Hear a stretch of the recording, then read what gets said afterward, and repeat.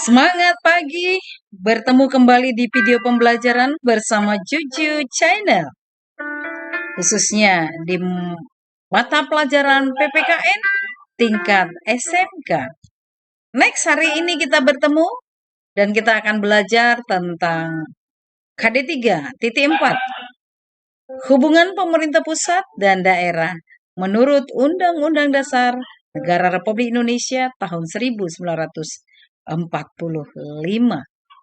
Tentunya di pembelajaran pendidikan Pancasila dan kewarganegaraan. Untuk hari ini dan pertemuan video pembelajaran kali ini adalah kita mempelajari sub KD 3.4.2 dengan judul Kewenangan Pemerintah Pusat. Yang pertama kita pelajari adalah fungsi pemerintahan pusat. Ada 3 fungsi pemerintah pusat: fungsi layanan, fungsi pengaturan, fungsi pemberdayaan. Nah, fungsi layanan adalah pelayanan dilakukan tanpa diskriminasi. Semua orang memiliki hak yang sama tanpa kecuali. Pengurusan KTP, pengurusan SIM, KK, dan pembuatan surat menyurat yang lainnya yang berhubungan dengan masyarakat, termasuk salah satunya SIM, adalah fungsi layanan yang dilakukan masyarakat, yang dilakukan pemerintah pusat tanpa kecuali dan tanpa diskriminatif. Next, yang berikut adalah fungsi pengaturan. Ada 5 fungsi pengaturan yang diadakan oleh pemerintah pusat. 1. Menyediakan infrastruktur ekonomi. 2. Menyediakan barang dan jasa kolektif. 3. Menjembatani konflik dalam masyarakat. 4. Menjaga stabilitas ekonomi. 5. Menjamin akses minimal setiap individu terhadap barang dan jasa. Next, yang ketiga adalah fungsi pemberdayaan.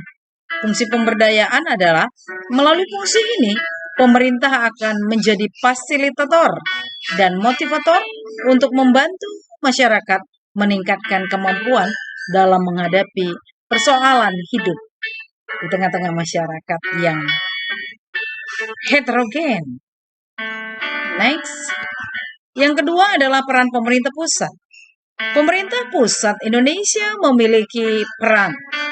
Yang pertama disebut dengan urusan pemerintahan absolut, yaitu urusan politik luar negeri, urusan pertahanan, urusan keamanan, urusan moneter dan fiskal nasional, urusan justisi, dan urusan agama.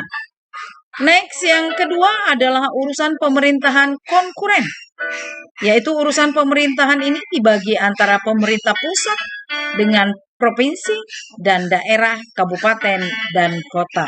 Kita ketahui bersama bahwa negara Indonesia adalah negara yang berdasarkan desentralisasi dan otonomi daerah. Sehingga ada pemerintah pusat, ada pemerintah daerah provinsi, dan ada pemerintah daerah kabupaten dan kota. Next, yang ketiga adalah peran urusan pemerintahan secara umum. Urusan pemerintahan umum menjadi kewenangan presiden sebagai kepala pemerintahan di Indonesia. Oke, kita lanjutkan.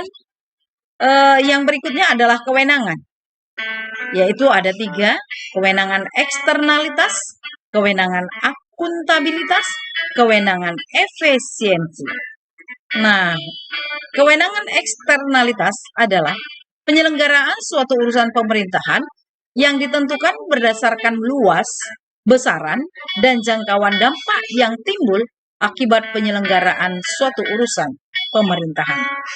Sedangkan wewenang akuntabilitas adalah penanggung jawab penyelenggaraan suatu urusan pemerintah yang ditentukan berdasarkan kedekatannya dengan luas, besaran, dan jangkauan dampak yang timbul akibat penyelenggaraan suatu urusan pemerintah. Sedangkan efisiensi adalah penyelenggaraan suatu urusan pemerintahan yang ditentukan berdasarkan perbandingan tingkat daya guna paling tinggi yang dapat diperoleh. Next, Ananda yang Ibu cintai. Materi yang sudah Ibu sampaikan tadi supaya lebih klop dan lebih dapat dipahami, maka Ibu akan memberikan tugas mandiri. Arahan tugas mandirinya adalah carilah gambar-gambar yang menunjukkan contoh fungsi layanan, fungsi pengaturan, dan fungsi pemberdayaan dari pelayanan pemerintah terhadap masyarakat di berbagai bidang kehidupan. Nah, jelaskan gambar tersebut dan masing-masing 3 gambar pendukung. Kerjakan di Word dan kirimkan ke asesmen. Sekali lagi, kamu cari gambar-gambar yang mendukung, yang menunjukkan contoh fungsi layanan, contoh fungsi pengaturan, contoh fungsi pemberdayaan. Semoga dengan materi yang sudah kita pelajari singkat hari ini, Ananda bisa memahami dan mencari informasi lebih luas supaya lebih paham melalui internet, melalui buku-buku paket, dan informasi pembelajaran lainnya. Ibu akhiri dengan salam persatuan, salam PKN. Terima kasih. Ciayo, sampai bertemu di video pembelajaran berikutnya.